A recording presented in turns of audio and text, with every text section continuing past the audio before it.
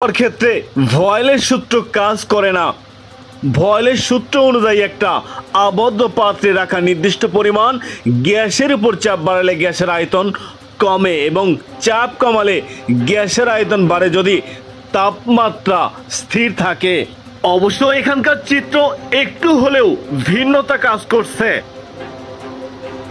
Tyre নয়, টিউবে হাওয়া ভরছে।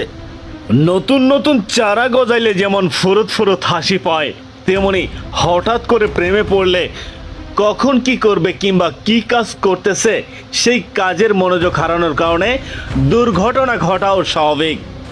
ঠিক এখানে সেরকমটাই ঘটতে যাচ্ছে।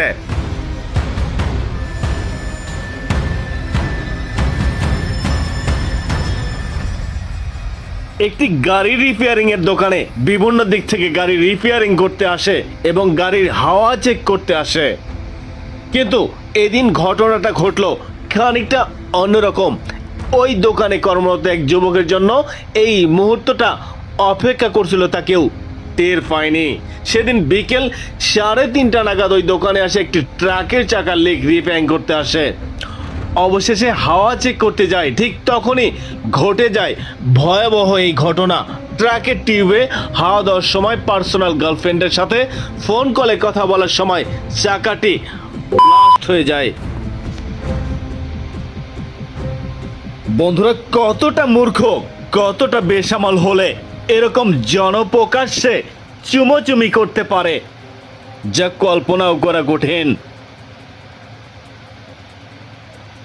যা হোক, আমি হালাল কিংবা হারাম প্রেম ঘটিত বিষয় নিয়ে কথা বাড়াতে চাচ্ছি না, শুধু এতটুকুই বলবো, পাশে থাকা 3 জন ব্যক্তি যারা চাকা রিপেয়ারিং কিংবা আনুষঙ্গিক কাজ করতেছেন তারা কি চোখে কাঠের চশমা লাগিয়েছেন সেই বিষয়ে কিছুটা হলেও সন্দেহ আছে।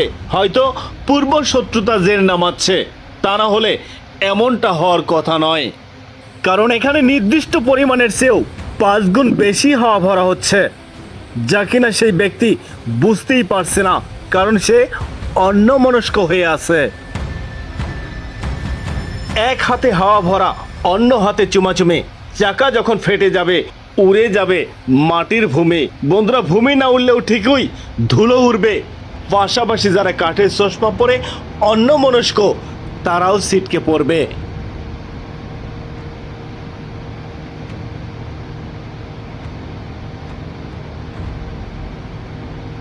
মনে রাখবেন, জীবন একটাই।